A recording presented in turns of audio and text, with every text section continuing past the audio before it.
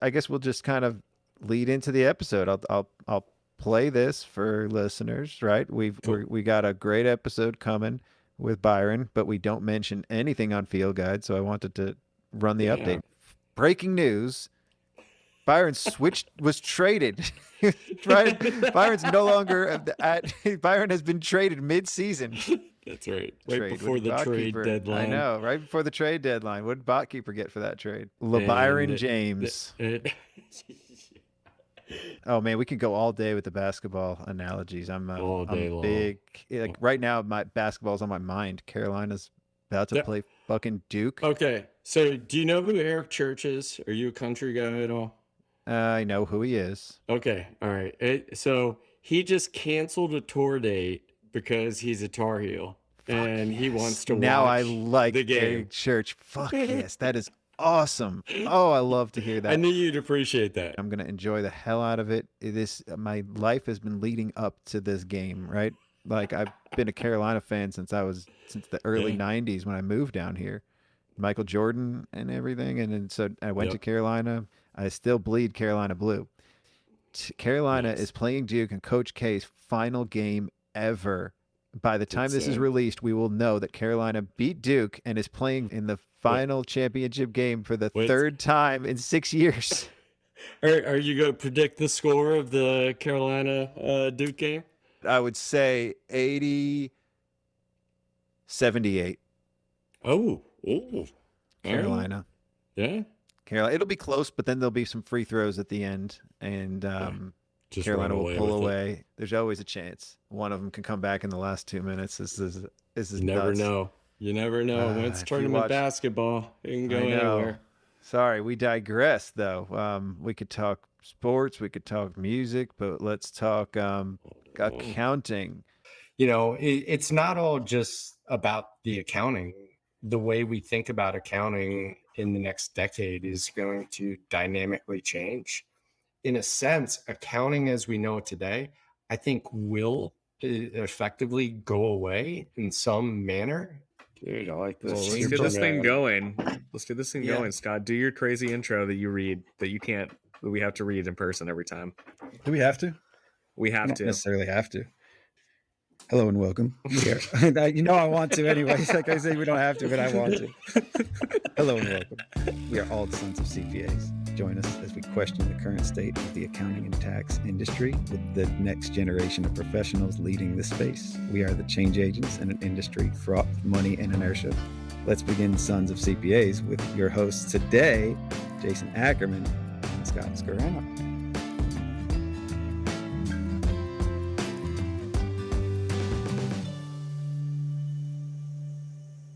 It's like you've done that once or twice. Yeah. We don't Think so. build anything in for the guest. So we'll workshop that. It's year Well, two, I baby. usually do. It's a sleight of hand, right? Today I can say sons of CPAs. I don't have to say sons and daughters. I can, more or less put emphasis on certain words like the next generation of professionals leading the space and the change age. Like this is what Byron is, right? Like this describes him. So I'm talking about the guest the entire intro. Boom. Beautiful. Byron Byron Patrick. Patrick. Wow. You're like the Matthew McConaughey of you know what I accounting. love about his name? Two first names, so I can spell it and like say it first time. I did that just Nope. for you, Jason. No problems. I have lots of issues with names, so this is great. That's awesome. McConaughey. McConaughey. Wow. Byron McConaughey. We'll All go right, with all one right. first name. All right. Yeah. All right. All You got that right, laid all back right. attitude, though. You got that. I appreciate that, man. chill mode. Yeah, I like that. I had a sales call in between episodes today, and the person called me out for cursing. I don't know how I'm gonna marry that small-minded individuals without being mean. It's just people that can't justify spending any money on anything, and they want to. The reason he reached out to us is because he wants to know what to do with his extra $150,000 that he made. This guy is not ready to spend any money at all. I told him our average fee is either between $600-700 a month.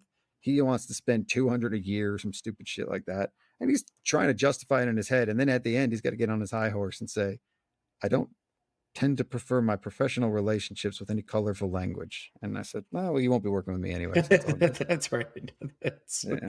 you know what? There's somebody who you'll find who will give you your $200 a year of nothingness, and they also won't drop any F-bombs. You'll be super happy. Small-minded individuals. Like, you're never going to grow as a person or as a firm or as a company or in life. That none of those things are going to happen. And if you're uncomfortable with colorful language, then shit, you better get a fucking life. Yeah. So where do we start today? This is going to be a good episode. I'm excited about this one. Tell us how you got into the accounting profession. We were just talking that you started at HeimLantz. Yeah. So I was one of those fortunate souls that was introduced to accounting in high school. I had cool ass accounting teacher. We played Monopoly for 2 weeks and kept the books by hand. And I was like, man, this is awesome. I want to do this for the rest of my life. And, went from there and ultimately started with a small firm in Annapolis, Maryland, with Carter Heim, and, ultimately merged in Lantz and Associates, where Lantz was a partner at. And I was there, basically to launch my career, which was awesome because Carter was chair of the Maryland Association of CPAs when I joined, and he immediately pulled me into a life of volunteerism within the profession. Met Tom Hood basically right out of the womb of accounting, and really embraced it from there. So it's been a fun journey. And Maryland, for some reason, Maryland Association of CPAs is like the progressive association. What other association has? I love it. A Maryland flag CPA tattoo? It just doesn't exist. I mean, that's you're branded on that. Did you write that off? Did you write that off? I had to capitalize it. Can you? It's that's part of your personal brand. Like it's got the Maryland flag too. I love that. I've never seen a CPA tattoo. There's not many of them. I got a guy who specializes in them. He's right in Annapolis. I'm gonna get Ackerman a chain that says CPA inside the Superman emblem. And that's why yours is the Superman emblem. I know. But Ackerman's is gonna have to maybe say BNA then. Actually, I noticed that yours was the Superman one. That was like. As I'm saying it out loud, I realized that it was. So I'm just describing it for the listeners. Yeah. But why? This is going to be a chain, though. It's not going to be a tattoo. Nice. No, nice. I'm Jewish. I can't have tattoos. No. That's all right. And I'm scared of needles and blood. There's that. But why do you think Maryland, the association, is so progressive? You can't associate Maryland without Tom Hood. I think Tom Hood as a leader within Maryland has been huge, and Tom always uses the expression, standing on the shoulders of giants. And Tom has assembled just an amazing association of talent, just a great team. And as a result, you put a bunch of just really forward-thinking, talented people in a room together, and you create some exciting stuff. So as a result, we've attracted great volunteers, a lot of good professionals. I mean, I think every state has them. It's just a matter of whether or not you can get everybody into a room together and have people like Kimberly Ellison-Taylor, who go on to become chair of the AICPA. You have coming in next year Anoop Mehta, who will be the chair of the AICPA next year. By the way, both like right opposite sides of me as chairs of the CPA. So I am a super disappointment to the state, given all these amazing. You were the chair. You're part of the culture, though, Byron. Like you were like I the think disappointing you chair who the blood of the culture. Yeah, you showed them how not to run it, so they could. That's right. That's right. Don't do it. Sometimes you need that. You're like the Donald Trump. Would you say you're the Donald Trump of Maryland? No, please no. Come on, you don't want to take this down a downward spiral now. Like man. Not that earlier in the episode. No, it's a great state. I'm very proud to be a part of. But it's just. Is it the proximity to DC? Like, could that be a reason why we're still talking about it? Like, because Virginia is not. No one cares about the Virginia CPA. There's some Wait, great people at the So Virginia. I have a question. It is. I was different. looking at our listener data, Yeah. and we got a big bump in Virginia, and it said Washington, Virginia. And I thought, are they reclassifying DC? Is there really a Washington, Virginia? Yeah, there is. That's where Well, we have a lot of listeners. Shout out to all of our well, listeners in Washington, Virginia. Like, the Inn at Oh, Little dude. Washington is there. okay, maybe It's a maybe there was famous just a- 3 Michelin star restaurant. Oh, I don't know. Yeah, maybe there was a. I have no idea. I just wanted to share that because it was an interesting Shout out. fact. That's Yeah, awesome. Shout out to Washington, Virginia. We love you. We I'm got- sorry. you I'm know, sorry I dissed your entire state. For some reason, the Maryland CPA, like it's whatever they call it, MACPA is like of all the different state societies is considered like the most forward thinking, like the ones that basically everyone else looks up to. And Byron was the chair, so I was I mean lucky that's enough it. to be chair. We have As it royalty relates, here. We have royalty here. Is I'm what not I'm sure saying. about that, but I appreciate it. So obviously you did something at HeimLantz, and then you decided to go the IT route and kind of in accounting. Or Yeah, and I think that's kind of the I guess irony to my path to accounting. So I remember when I was evaluating my college path, I was like, do I do economics or do I do accounting? And ultimately, I was like, I'm going to do accounting because there's only one thing to do. Like, I'm going to get my degree, and I know what I'm going to do, accounting. And then I went on to do more IT stuff. But when I was at HeimLantz, Carter, you've met Carter, super progressive guy, very tech savvy, tech forward thinking. I mean, I started in 99. So this is literally like early days of really tech adoption within accounting firms. And he was investing a lot in the technology, and me being this guy out of college who kind of understood how to right click with computers, all of a sudden became the go-to guy in the office to help with technology issues and things like that. So I learned a hell of a lot while I was working with Carter, and it ultimately led me to a path of where, like, do I stick around and do this public accounting thing, or do I find another way to blend my accounting path with the technology path? So after I left there, somewhat due to my struggle of trying to figure out that path, I landed at a large regional firm in Baltimore where I became IT director. And that's really where it really evolved into a technology career. You've got an interesting story about how you were interviewing or filtering candidates. Oh, that's right. Yeah. We were kicking that around. It's kind of funny. Great minds, I guess. So for almost a decade, I owned an IT company. And, we were a small startup. So I was doing a lot of the hiring. And my approach, this was probably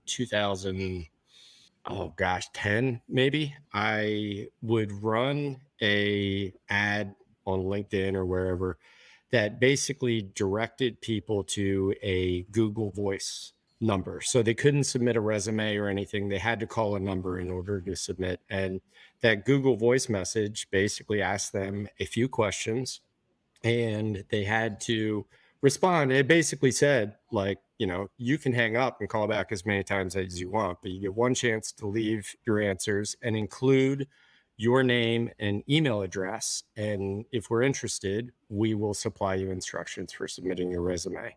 And that was kind of the gateway, which was fantastic because, for one, you could figure out if people could actually answer the questions that you asked. Because, as you know, a lot of people like to not answer questions that you actually ask. Mhm.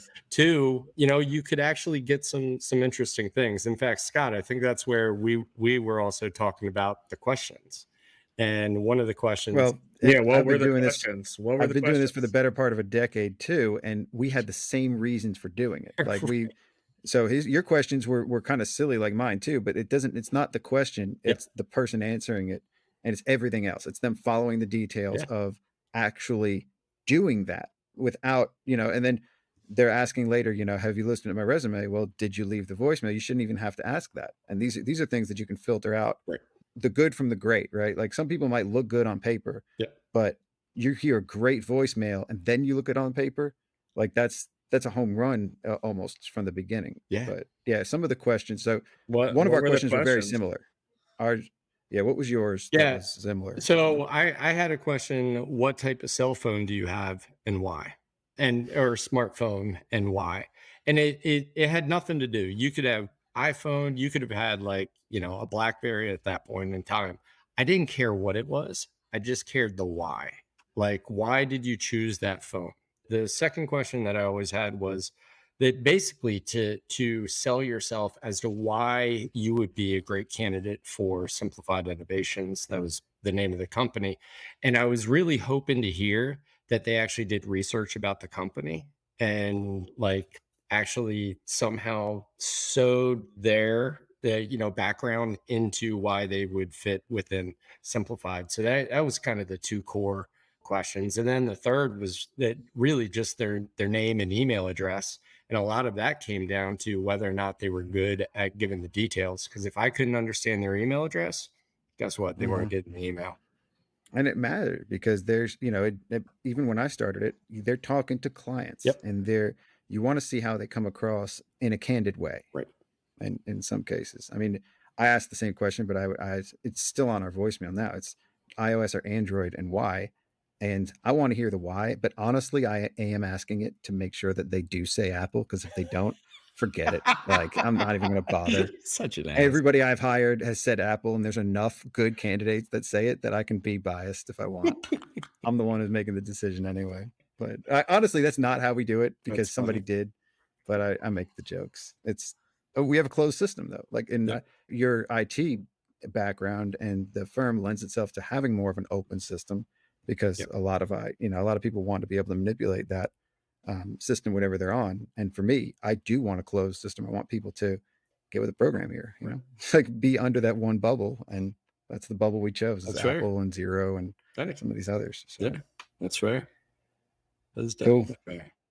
But that's not even like, there's so many other benefits to that. A lot of people, like we just released an episode with Scott Scharf, and they did all of their interviews through, like, they use Spark Hire and different things like that.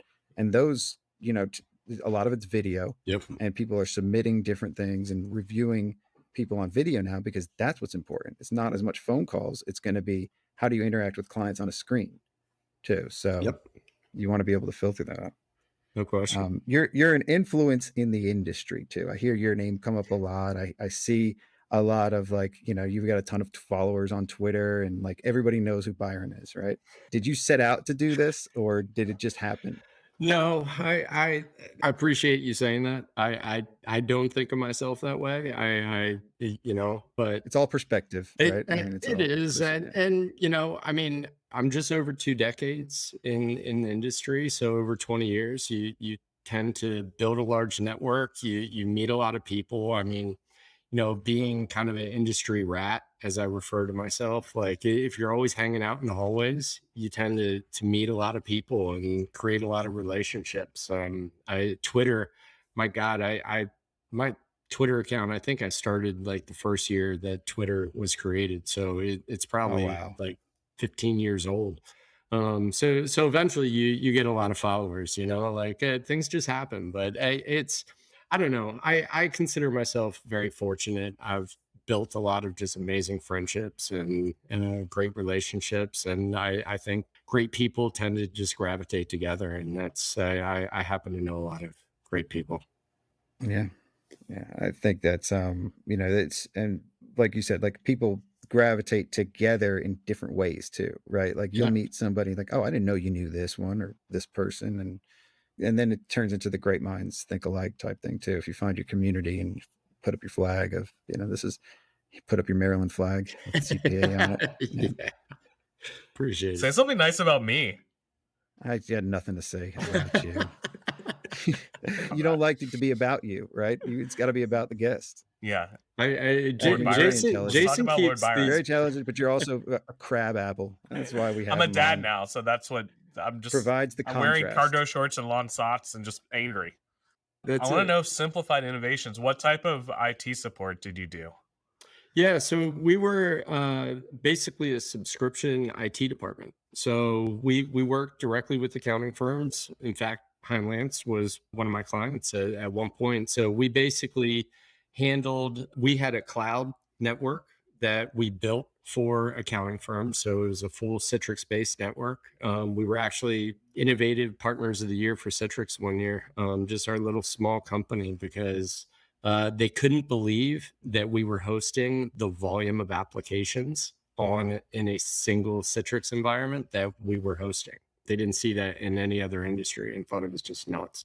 So you specialized in CPA firms and did like CCH Pro Systems and Lucerne CCH, Thompson, anything. You name it. Yeah, I absolutely. QuickBooks for days. I mean, this was before you even had the QuickBooks hosting providers and the right networks of the world. I mean, we were doing all of it, and it was all subscription based. So, it was for $275 per employee. You have a network, you have a help desk, you have backups, you have all the security you need. I mean, frankly, I miss it. It was a great fucking company. Like we did some really. So why'd you leave? What happened? Bad business partner decision. That's a CPA trend. Yeah, like I had a business partner who, in the early days when we were building it, we did some really great stuff, but we kind of hit this point where we needed to take it to the next level. And he and I ran into a lot of friction there. So ultimately I decided, it was better for me to leave the company. He bought me out and I, kind of moved on with my career. Unfortunately, it only took him about 9 months from the time I left to run into the ground, and it imploded, which, it was terrible. It really sucked, and it definitely hurt my pride to see it go down. But the silver lining, I suppose, was a lot of those clients that I had, they ultimately joined me at the next company I was at temporarily. So it, kind of came home for a bit. So with this, because I think a lot of CPA firms deal with a similar issue, like, you start a partnership with somebody. Yeah. Which I always tell people never to do because it never works out well. But yeah, well, you started one with me for this podcast, so we'll see where that ends up. Honestly, the worst idea I can't believe I did it at all. It's true. I can't believe I did it. A lot of friction. I did make him spend. I'm like, you have to spend all this money in this account before end of year, and he did. So I was very happy. We made some money. We made like $12,000. No, don't tell people how much money. This is the Clockwork AIAD. Take 2. Clockwork. Take 3, actually. Take 8. Let's go. This episode of the Sons of CPAs podcast is sponsored by Clockwork, the most refreshing FP&A platform for QuickBooks Online and Zero companies. Ackerman with the acronyms. Why do you say FP&A? Can you please? I don't know what it means. Financial planning and analysis. Sounds like now, something a lot I do. Of us accountants. Sounds like a lot of us accountants hear the words FP&A, and we honestly have no idea. Clockwork makes financial modeling easy. Automatically and within minutes, Clockwork creates custom AI powered by financial projections, cash flow forecasts, dashboards, scenario planning, and one-click driver-based forecasting for near immediate value. Tasks that used to take days or weeks with other tools take minutes with Clockwork. On top of that, hourly updates out of QuickBooks Online and Zero make sure you never have to manually update another actual again.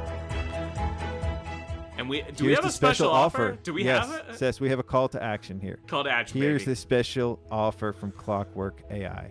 You can't lose. Go to Clockwork AI. They have some new branding. It's fresh. They got some purple in there too. I love the colors. Start a free trial. You're a branding guru. Like, your colors, branding, I love it. Colors, numbers, and sometimes letters. Start a free trial. And if it takes longer than 5 minutes to get your automatic forecasts, they'll give you $100. That is a Benjamin from Clockwork. Or 8.7 million rubles. That's Clockwork AI. Clockwork.ai. Check out the website. I do love their branding. Clockwork. I think that I'm going to put a watch on the anatomy of a firm and have the watch represent Clockwork. Ackerman signing off. Clockwork, baby. if you were to do it all over again, the partnership, what would you do differently? So first of all, and I got this advice from many people, and of course you never follow it, but when you're setting up in the early days, when everybody's happy and in a love fest with each other, that is the best time to plan a breakup. And everybody gives you that advice, like plan, like build it into your agreement and yada yada yada, and you just never do it. You're busy, you're too excited to get to the next step. So I definitely. Well, you also think that'll never happen. We're getting along so well. Why would we ever want to break up? It was just like my first marriage, right? plums. Like it was perfect. Yeah. So that would be number one. Like just planning for the what if when everybody's happy, because it's a lot easier to agree on things, and it's a lot less turbulent on your team and your employees and everybody else when things are already figured out. Number two, to your point, I would actually reevaluate even going into a partnership. I think, knowing what I know and what I've seen, I think I would have reevaluated maybe how we would have structured it or how we would have approached it, just because, I put myself in a position where if the two of us couldn't agree, it was a stalemate, and it just, that was a big issue. So to your point, like, I mean, frankly, I don't know if I'd ever be in a like true partnership ever again, just given the experience that kind of went through. There's I love it. Super sunny. Visions. It's always sunny in Maryland. Yeah, it's always sunny in Maryland. Just realistic. But it is true. I mean, you do, and so many CPA firms and clients, like, they don't do an operating agreement to start, which they should absolutely do in case something, not only if you have a disagreement, but if someone dies, if you want to make sure that everything's agreed upon up front. Yep. And you have to go, like, you're not the boss. Like, you are the boss, but there's two of you, and like there's a lot of give and take, and if you're not ready for that, it can be bad. Yep. Absolutely. Well, there's also a lot of small-minded individuals. A lot of individuals who are about me, and they don't want to give in to anything. And I think that hurts a lot of partnerships. Are you talking about yourself? In a way, obviously. I always am talking about myself in one way or another, because that's what I like, right? That's why I do this, to talk about myself in one way or another. I got the title for this episode. It's Always Sunny in Maryland, featuring Byron Patrick. That's awesome. Yeah. It's beautiful. Lovely. So then you went to go work at, how'd you get to BotKeeper? Tell us how you got there. Yeah. So a longtime friend of mine, Jody Padar, had met Enrico, and shout out to Jody and Enrico. Yeah. Enrico, Jody's full-time at BotKeeper now too, right? So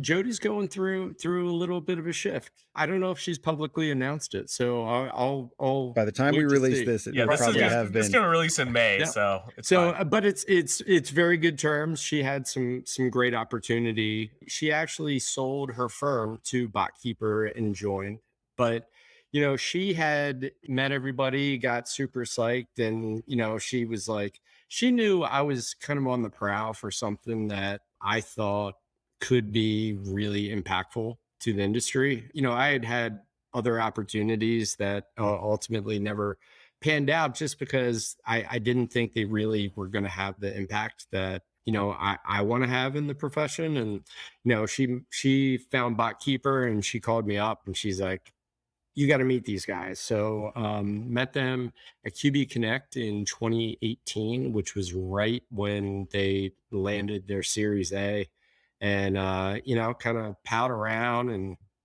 kept in touch, and ultimately March of 2019 joined the team. So I'm going on 3 years now. It's been a hell of a ride.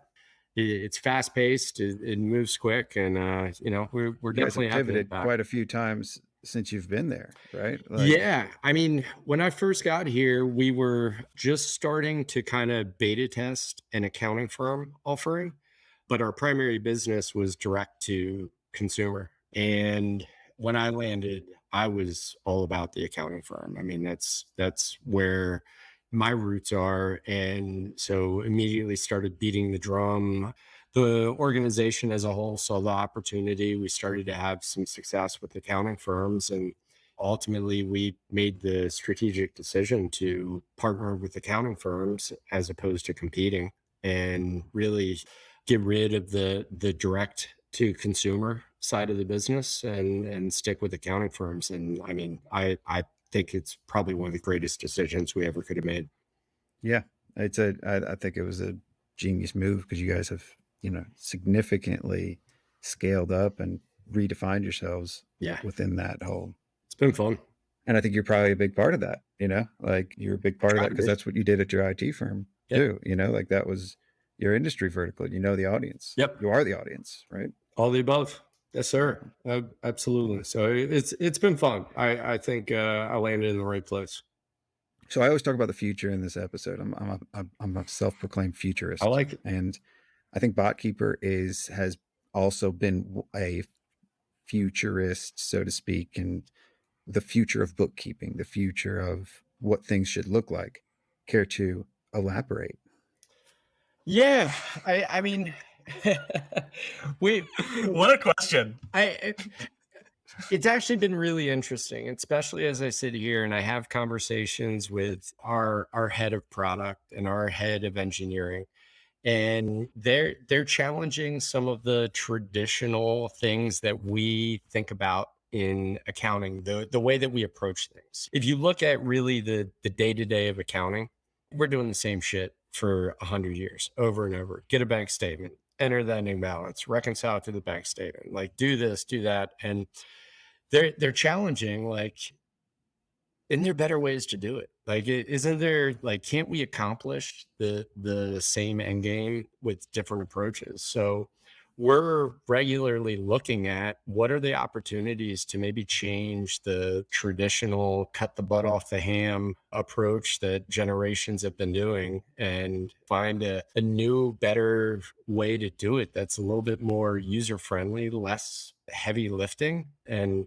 kind of the future of bookkeeping. So it's definitely a place where we're trying to figure out, like, wait, what can we break, and find a new way of doing it, which is a lot of fun to have those conversations. So what's an example of one of those things? The bank reconciliation is a great example. I think Xero has already started to try to evolve the bank rec. If the transaction comes in from the bank, it's reconciled. That's a bank transaction. But there's still this dependency that the industry has on bank statements. I mean, if you look on Twitter all day long, the nightmares, the complaints, it's all because of this, like, weird addiction to having a friggin' bank statement. Look, piece of paper. A piece of paper. The reality is we can programmatically get the balance. We can programmatically get the transactions. Why do you need a piece of paper? Other than the fact that your grandma needed a piece of paper when she did bookkeeping, her father needed a piece of paper when he did the bookkeeping. Like, it's this historical way of bookkeeping that just, I really think needs to be put to bed. And you think about some other things. I mean, we at BotKeeper, and this is a very, very small percentage of businesses out there, but we have over 5,000 business entities that we support. And if you think about, there are relationships between these businesses. So somebody's AP is also somebody's AR within those businesses. So at some point, can't we begin to marry together these relationships and streamline the AP and the AR between these types of organizations? These are two really simple examples. One of the challenges that our head of engineering has, he's like, this double entry stuff is bullshit. He's like, it's just a database. Can't I just create another database to do accounting and, like, create financials and everything out of it without this whole double entry accounting process? It challenges the hell out of me, but I'm like, you know what? I can't give you a good reason why not. If you can produce the financials, if you can input the data and produce the financials, I mean, that's too much future talk for me. No more double entry. Come on. What are we going to do there? It's like part of the Rubik's Cube, That's right. Like, of everything that we do. What's holding the technology back? Honestly, people. Human adoption of technology and acceptance is really challenging. going back to the bank statement thing. So, we have regular conversations with firms that are like, oh, hell no, we're not going to ask for bank credentials. We will continue to just share credentials with our clients, chase them for their multi-factor thing. Like, we don't want credentials. And I'm like, really? Like, yeah, you don't want to own credentials to, one, provide audit access. So God forbid anything happens in that, you're not at the top of the list of potential individual who maybe transferred money out in an unauthorized method or something because you're sharing the owner's login credentials. Or two, just give your team easy access to be able to log in without the multi-factor authentication challenges. And people are like, nope, that's the way we do our business. We're not going to ask for those credentials. Well, I got news for you. Technology like BotKeeper is creating where we can auto fetch statements, it's not going to work unless you get those credentials. So user adoption. Well, this was the conversation that happened this morning. Like we're still to a degree somewhat uncomfortable with scaling out, saying that's what we're going to do is just get clients Amex logins, their logins, and not have to create our own. Instead of giving your social security number in order to and it's mine associated with like 30 clients that now they don't even know how to get access to that. And I don't even know where to start. And that's it. So, and not to make it a commercial for BotKeeper, but we have a platform where you could invite your customer in there and say, Mrs. Customer, enter your bank credentials to authenticate your Amex to my banking API connection. And that way nobody needs the credentials and we can just get direct access. But again, that's a lot of firms don't want to introduce that conversation. Well, a lot of them are afraid of the liability that it'll open up. And if you have a third party doing it like you guys become the gatekeeper of a person to scapegoat to. Yeah. Worst thing that can happen for you firm that you don't want to give it to them, point your finger at BotKeeper, they'll take the fall. Yeah, that's fair. But it's all user adoption. That's what I mean. Like, not that I would never make the statement that technology is easy, but compared to user adoption and user acceptance of technology, it's the easy part of the equation. Well, especially in the finance industry, accounting industry, like it maybe not generally finance, but traditionally speaking, we're slow to adopt a lot of things. We're slower. And I think that's, it's marred in inertia, right? Yeah. Money and inertia. Yeah. Inertia, trust. Well, I think the other thing, it just seems like we've got to figure out a way to streamline the banking part, the two-factor part, because it's just every time a bank changes something and you got to go, change it a million times in your bookkeeping software. That's not ideal. Relay. But Relay, I mean, I fucking love Relay. But you got to get people to change relationships. But it's not Sons of CPAs powered by Relay. Just a plug right there. Yeah, but that's a Band-Aid. I mean, it's great, but a lot of banking relationships, they're not going to change just for that. So that's the challenge. How do we get all the other banks on board? Seems like a very tall task. Yeah. It's I think it's going to be a lot of patience. I think eventually it will get better, but it's going to take a lot of people to be outspoken about it too. Like we're going to have to call Amex and figure this shit out. And I think it's an uphill battle when you're dealing with somebody this big. Like, and Amex isn't the only example. They're just the one that came up today. Well, and they're all going to have conflicting motivations because we already see it where the banks are going like, hey, we've got the data. Why don't we just offer some level of GL to the, with payroll. Right. So why are we going to make it easy for anybody else to provide those level of services when it's really like from the bank's perspective, it's our data. So why are we going to share it and make it easy? Like I don't know. I don't know what the ultimate answer is. It's a hell of a challenge. It really is. And I could be okay going back to the days when bank connections didn't exist and we just had to wait for the statement to show up in the mail. And actually we're just coding transactions. It was easier because the expectations were simple. Yeah.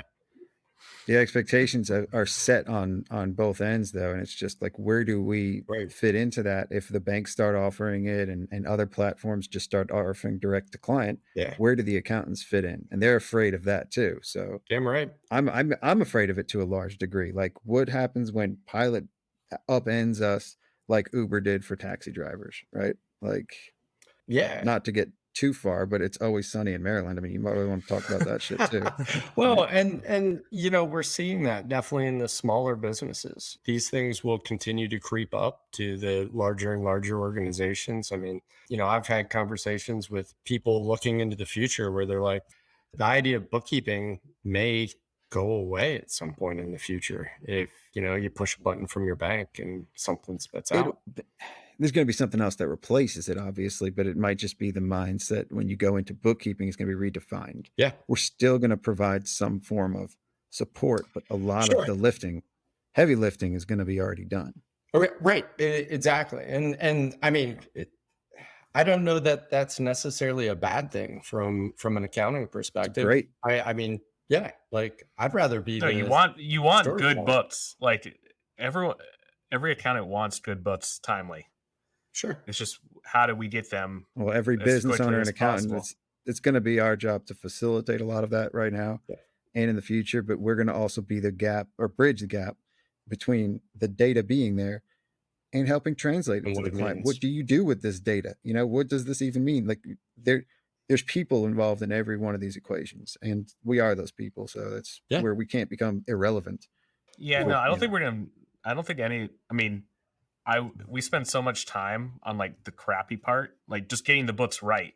If we could just get the books right and then spend all the time with the clients, that's where you make all the money. Right. That's the diamond shape of a firm. You have less people on the bottom doing a lot of that work. Right. BotKeeper and other services would help speed us up to get there, but eventually we're just going to get there effortlessly because it's just going to be done for us. Well, that's it. Yeah, but we're still a long way away from that. Sure. Like, because of the whole banking thing, like if everything was streamlined and if BotKeeper didn't have to worry about credentials all the time, then it would be fantastic. But we're just amazing. When are we going to get there? And it just seems like we're not anywhere close. Like, we're actually farther away than we were because of this two-factor authentication. Like, Xero worked way better 5 years ago when they didn't have the two-factor authentication stuff. Friggin' security. Yeah, well, doesn't that prevent fraud? Doesn't that prevent hacks? Like, come on, people are going to fucking hack things anyway. No, I think two-factor authentication is good. It's just they need to build a way for you to get the data how you want it. Yeah, it's right. I mean, like Relay did. Yeah, there's got to be eventually somebody's going to come up with a solution to that. I don't think we're going to solve that right now. So let's move on. Giddy up. Let's move on. I want to solve it right now. Yeah. So Byron was the ex-chair of Maryland CPAs. He can do it. So the diamond talk, right? This came up in Brandon Poe's episode where he said firms are going to eventually, the future of this firms are going to be a diamond shape. Right. I had a TV show when I was at Carolina, and I said that about the food pyramid. I said eventually people are going to stop eating carbs and shit, and they're going to turn it into a food diamond. So everything eventually that's a pyramid is going to turn into a diamond that's just floating, I think. I'm just working with the shapes because I love numbers, colors, shapes, letters. Like, that's just my thing. And I love the theory of it, right? Because the whole idea of the diamond is you take the pyramid and we're going to cut off the corners because that's the transactional low level grunt work. That's the carbs. Right. And then we're going to come with a much smaller level of staff needs because of automation and all these magical things that are going to happen. I think it's awesome. I think the challenge you have with that being sustainable is how do you get the meaty middle, right? Like right now, there's plenty of I shouldn't say there's plenty. There's more staff level candidates out there than there is your mid-level type of talent. So if we evolve to where you have, let's say, a small organization, there's only 10 people at that staff level, but you need to sustain 50 at that medium manager level, how do you eventually get there if you're always only have a couple people in that staff level? I think ultimately we end up like cannibalizing ourselves if we go too Yeah, far. exactly. I don't know. I got to take a phone call real fast with my wife. You guys That's continue. Taking a phone call or a Makes a lot commercial of break. sense. Let's have a commercial break. This is perfect. Does it become a double hit? Or does Does it it, become that more educational moment where it kind of kicks you over? Yeah, the epiphany moment. Right. We'll get really meta on this episode, and this will be just part of the ad. I'll weave this in and out. Because we haven't really explained what it is we really do. So I do like to be transparent. We literally got paid to read this. BotKeeper technology offers an affordable, scalable, accurate, and efficient solution with best-in-class support. It's a lot of descriptors. BotKeeper combines AI, or artificial intelligence, and machine learning, and high-quality skilled accountants. Interesting. The BotKeeper platform has evolved to better fit the needs of CPAs and accounting firms that are struggling to provide their own clients with essential accounting and advisory services. Firms and their client base will receive 24/7 accounting and support. BotKeeper 24/7. Yeah. What about that? Like, do we need? I like 24/7? to round up to 25/10. That's what I tell my clients. 25/10, Bot- not 25/8. Unlimited support, timely and accurate financials, seamless integration. BotKeeper learns subtle nuances of client business and continuously improves over time. It is made for CPA firms now. I mean, it was made directly for clients. They switched over and they don't do direct to client work anymore. They just work with CPA firms. So I feel like that is an improvement in and of itself, and it's going to continue, just like artificial intelligence is, and just like machine learning. They have a shorter feedback loop on what accounting firms like. So they can continue to get better for us accounting firms. So why don't you integrate, automate, sync, and transform your bookkeeping and pre-accounting tasks with BotKeeper today. Visit botkeeper.com for more information. And mention Sons of CPAs. Yeah, just yell it out. Yell it out. Scream it from the rooftops. Visit botkeeper.com for more information. Thank you. that's awesome. Like, oh, I get it now. That's what they were just talking about. So planning the breakup. Yeah. We should get Ackerman involved in this. But does BotKeeper have a plan for an eventual exit? Is there one? Is that taboo to talk about, or is it something that we can discuss? Well, I mean, we can certainly discuss it. Obviously, being venture backed, there's clearly conversations around that. So we can certainly. Like, does it become Zero powered by BotKeeper, right? Or BotKeeper powered by Zero? I unfortunately have to go to the hospital now. Oh shit! But I hope all is well, man. I will be back. Me too. So you guys continue. I love Sorry, you, I gotta man. go. Good luck, man. Thank you. Good luck. So let's theorize on that. I've done this before. Yeah. Ackerman has had to dip out, and I don't have a life. I live in my basement. I don't have an office to go to. I have kids, but they're not in the hospital. So yeah, knock on wood. I get it. This is my basement. My dungeon. Yeah. But yeah, I wouldn't call it a dungeon, but I kind of like that. I like for this episode, for It's Always Sunny in Maryland. There's a dungeon today. Yeah. So where does BotKeeper go in the future? Let's say it's a venture back, right? What are your thoughts, like as an employee? What are your hopes and dreams?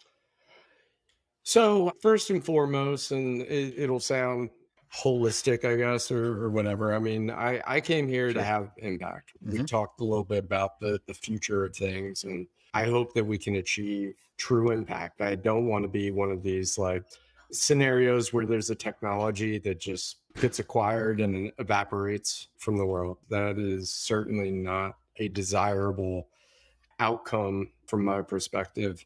There's obviously a lot of goals to move quickly, move fast, iterate. And, whether it ultimately lands in acquisition, I mean, you look at Bill.com and Expensify, they've done it. They've IPO'd, they're publicly traded, and only a matter of time before Expensify has a GL.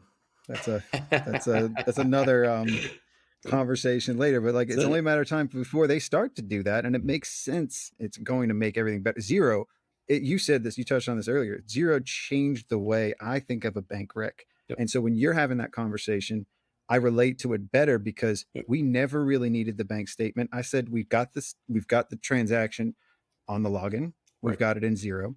Yep. We can see it in both places. What else is a statement going to do at the end of the month? We've got the balance in the bank account and in Zero. Right. What else do we need to reconcile here? Yep. We're comparing the balance in there tomorrow to what it is today, Yep. or what it was 2 days ago to what it says 2 days ago in the bank. Like it's this, I don't know. Yeah. It's so, yeah, the more tools you have that are challenging these things and introducing different ways of approaching it, I'm all for it. I love it. You're an industry rat, you like to see this innovation. Dude, bring it. I've seen a lot come, a lot go, and it's man, the last 20 years has been one hell of a ride. So it makes it How exciting. about this?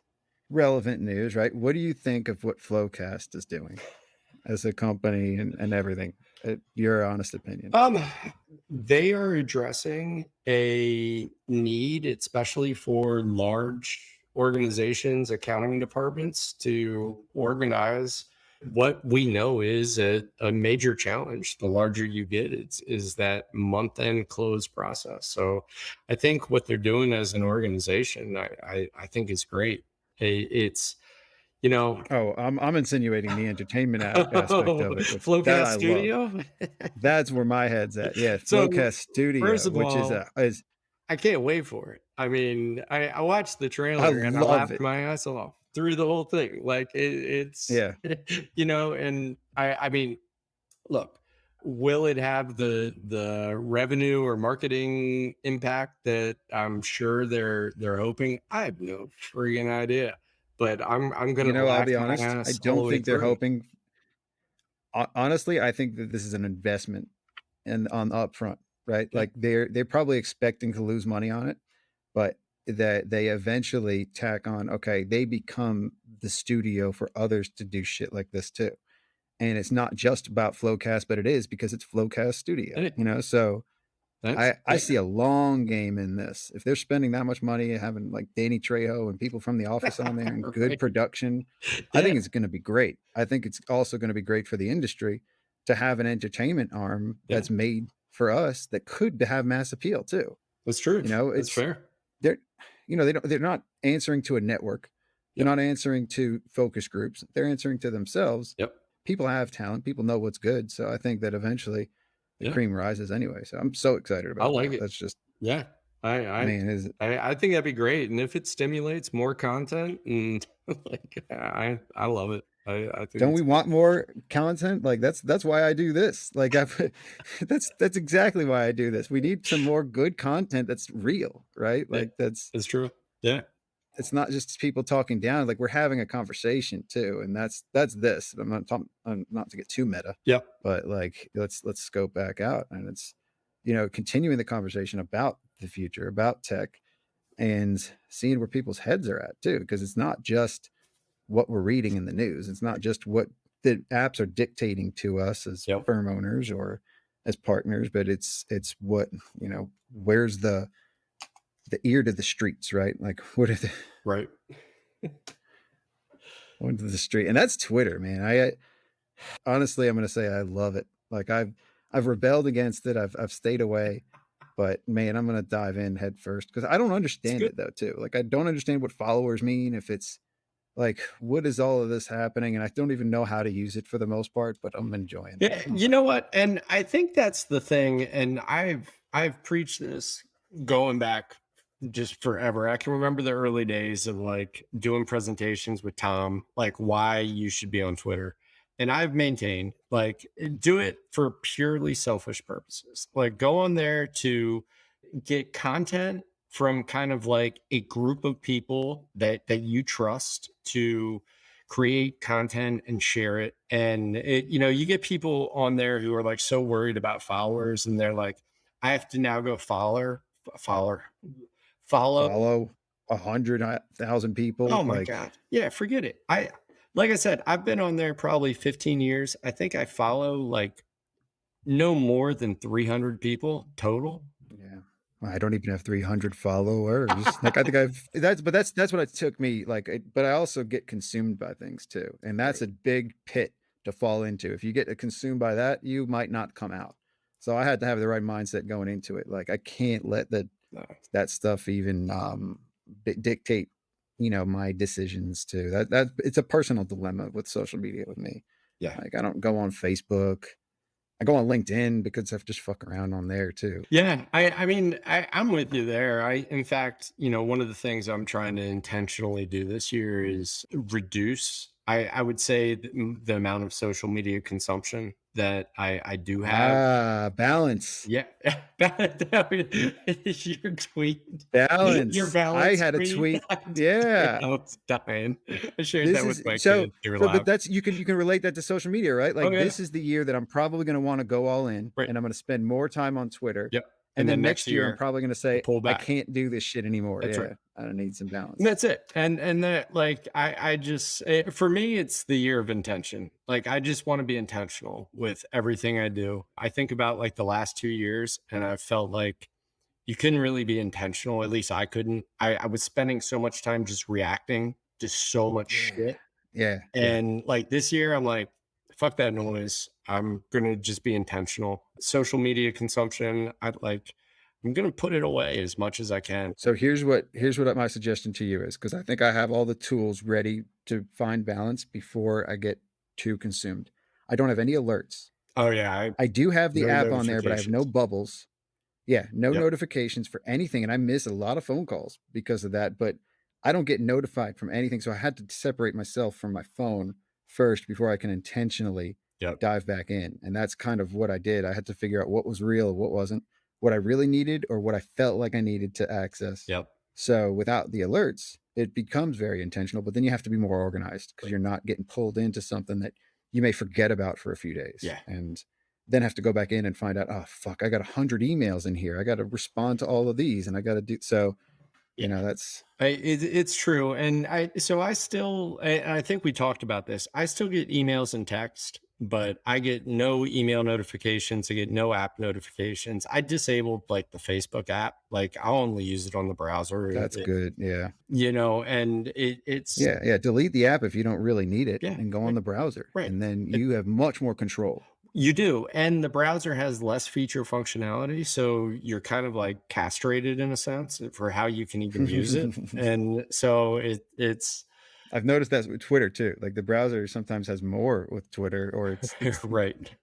It's easier. It's like easier. You can do it is. Yeah. You can do different things. Like you can do bullets and different things like that on the browser. And can't really do that on the So I don't know. Yeah. It's true. But I'm with you there. Like I think there's a lot of stuff that you can intentionally do there to really take back control over where you're spending time and effort. And it can become a black hole so quickly. Yeah. Well, but it can also be a beautiful sunshine, right? Yeah. It's always sunny on Twitter. Yeah, it could be. It can be. If you take the right outlook, and I don't mean that in a sarcastic way, or in a like I think that it, you can go in there and see all the good, or you can see all the bad. And the one thing that Twitter does, and I think this is partly marketing, a lot of them do this, is they don't have a thumbs down. It's always just a heart. Yep. And I think that's beautiful.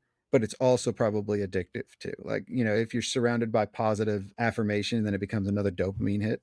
Yep. Like the brainstem type stuff. Yep. But also, on the flip side, you're not seeing all the negative. Like somebody who doesn't like something, they're just not going to like it. Right.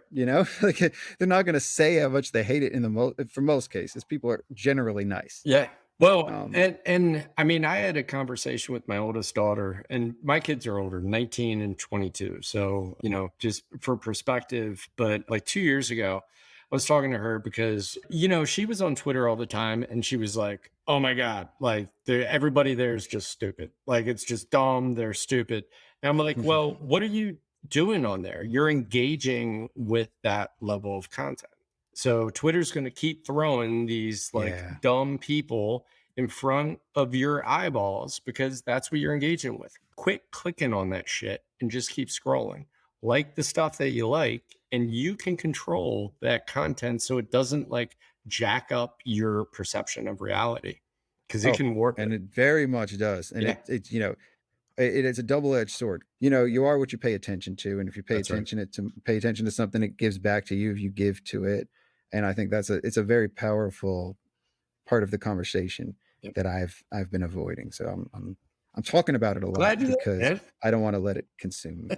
It's good. I talk about shit way too much. That's what Liz said to me. She said Twitter is a good place for that. Liz was cheering me on from the beginning of last year, saying you should be on Twitter. Like, that's a manifestation of like people in real life too. Sure. Like the people that you want to be around in real life are the ones you're going to want to be around in Twitter too. And then you can find like-minded people that are. And you build these relationships with people that you possibly never even met in person or never would have met otherwise. I mean, Yeah. So then when you meet them in person, it's no different.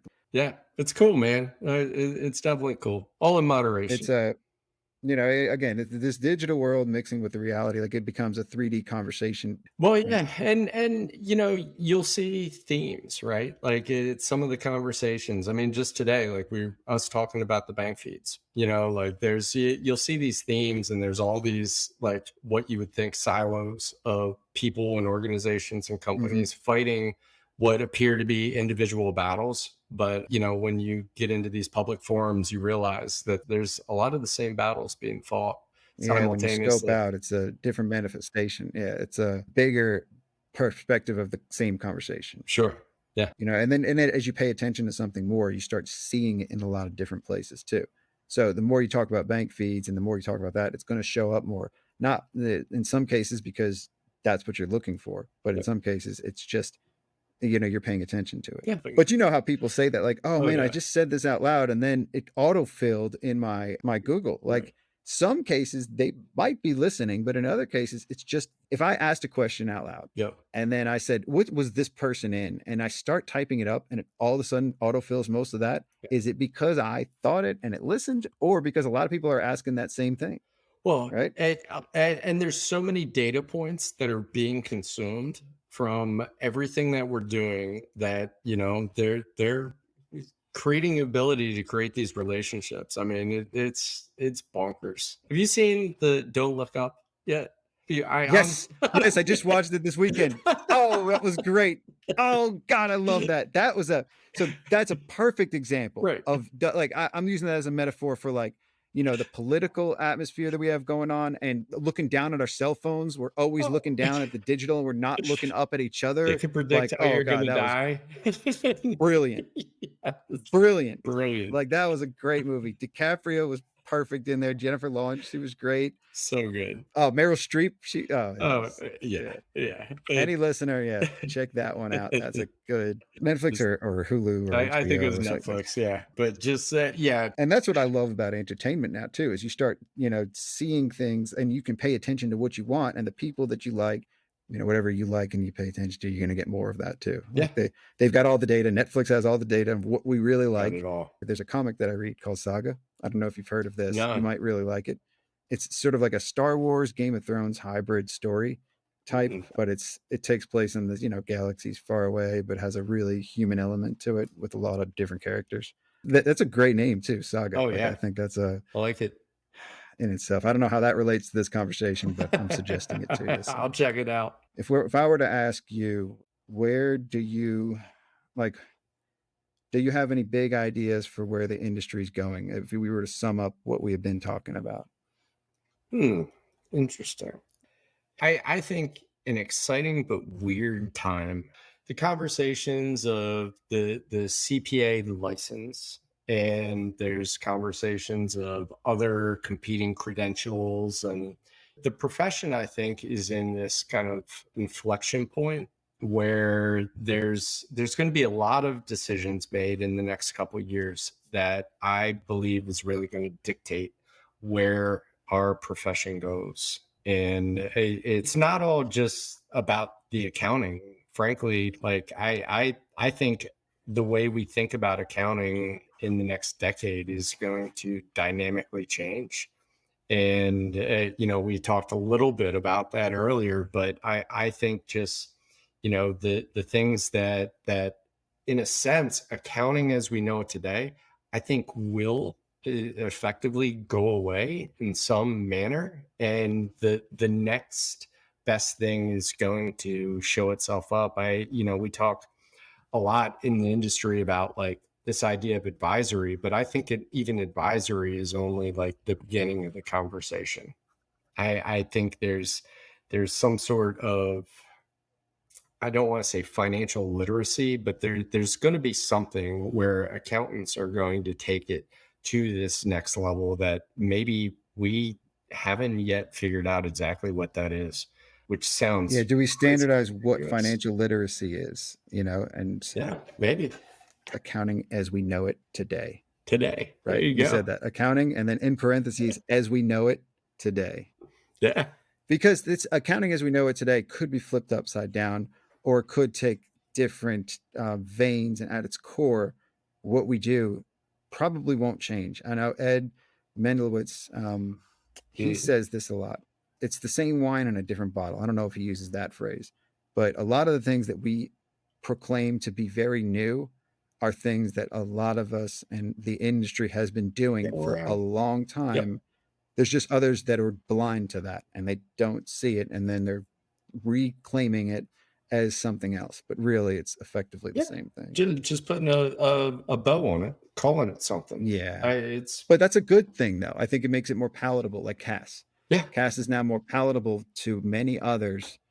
And I don't even know what the acronym means because it's always something different. Is it cloud?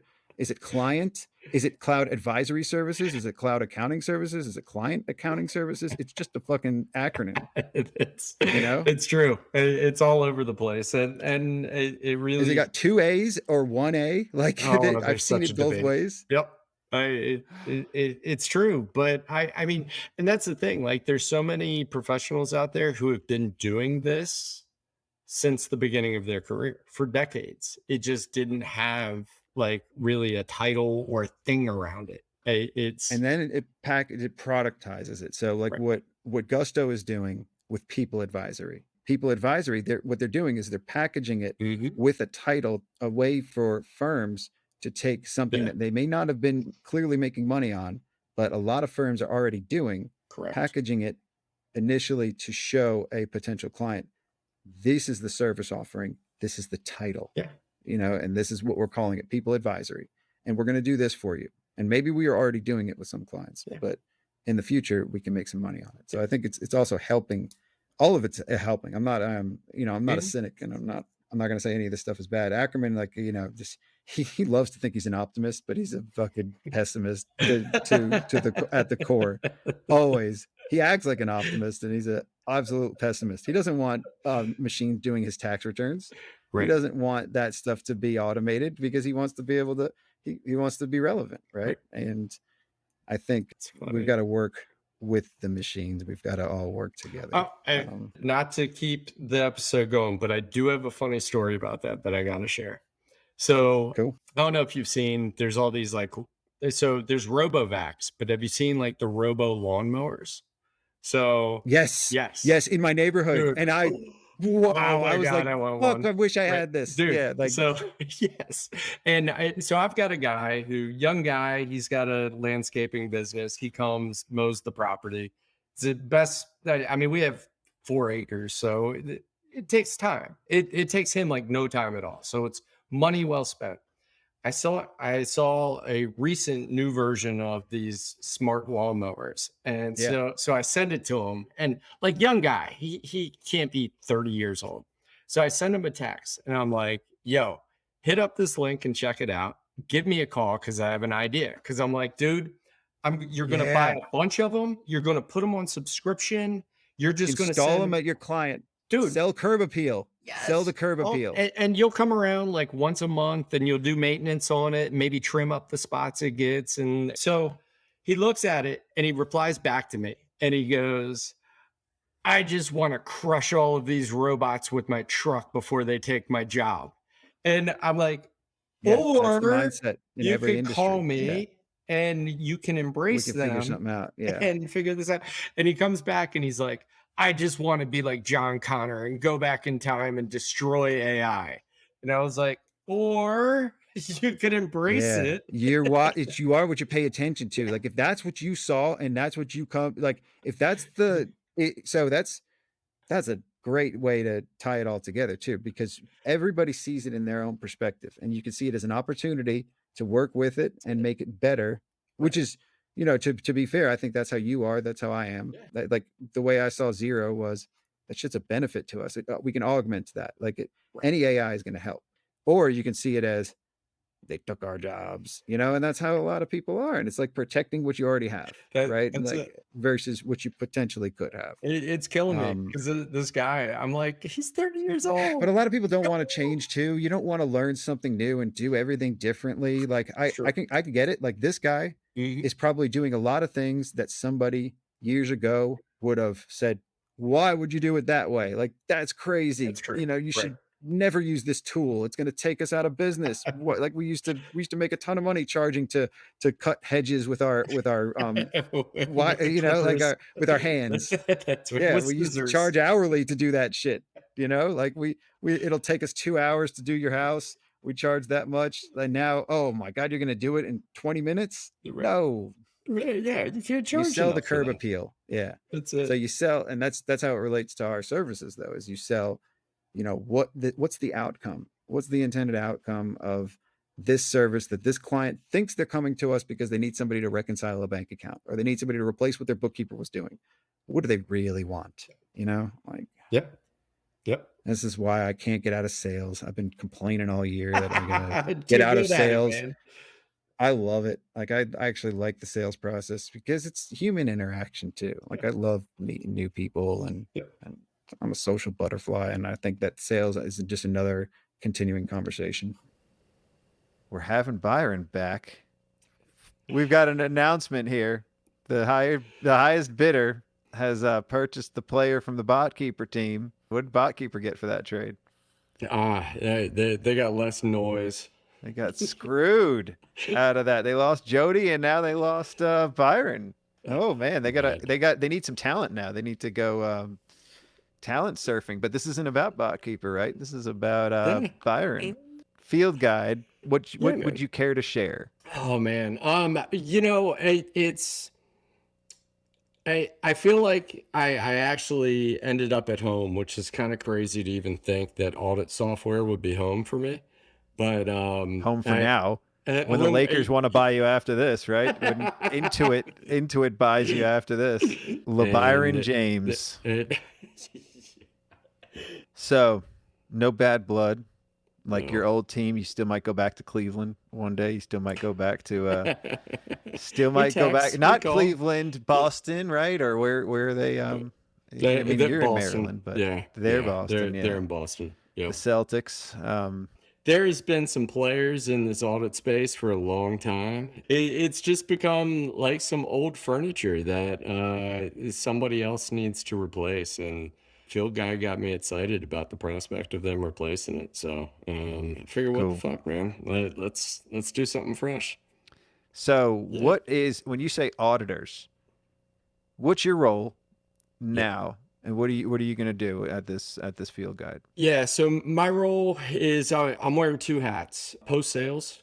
So I'm helping build out the post sales team. So customer success, customer support, you know, all the fun and exciting stuff that happens after you become a customer. And the second hat is operations. So, you know, supporting our CEO to ensure the back of the house is keeping up with the front of the house. Okay. Cool. So you're home. Did anybody else move there? Are you working with anybody you've worked with before? Yeah, so actually one of our VPs of sales from BotKeeper, Mark Monpa, joined Field Guide a couple weeks before I did. In fact, we didn't even know that we were talking simultaneously to the CEO.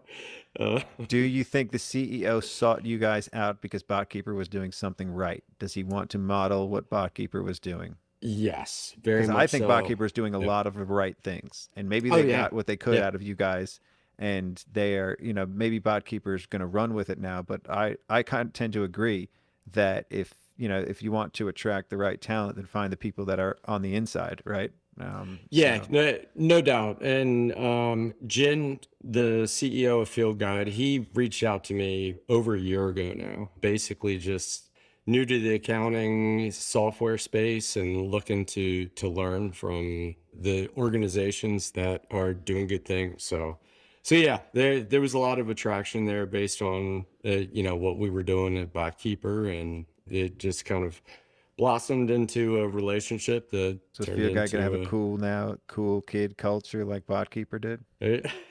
We're gonna try. I don't know. Enrico, the leader of the cool kid culture there at BotKeeper, it's hard to keep up with the CEO that's ready to jump off buildings and have a good time. Base jump. Yeah, we did the controlled jump off the stratosphere in Vegas in June. Really? Yeah, that was part of the BotKeeper party at Engaged. Wait a second, did I miss that? Yeah, shit. You may have. Yeah. Oh wow, that sounds fucking dope. Yeah, I had a lot of fun at Engage. I missed the BotKeeper party. Yeah, that was at cool. the Stratosphere. So cool. it's but we got some cool kids, and we're gonna build up the team and have a good time. So Awesome. Hey, so we'll end it with this. Do you consider yourself lucky, and why? So I consider myself fortunate. I am not a huge believer in luck. I think we make decisions that puts us in positions to gain opportunities. And I consider myself fortunate enough to have made some what I think are good decisions that have put me in great situations to take advantage of opportunities that have come my way. So it might be a bit of a cop-out. You're a fortunate son. A fortunate son. That's actually even better title of this episode. Fuck, It's Always Sunny in Maryland. You're a fortunate son. Sons of CPAs, and that's a song though too. Like, who is that? That's a CCR. Awesome. Yeah, I'm Well, looking forward yeah, to just maybe this will be at the post episode at the end. I'm not sure how I'll play it, but yeah. awesome. All right, buddy. Cool, See ya. brother.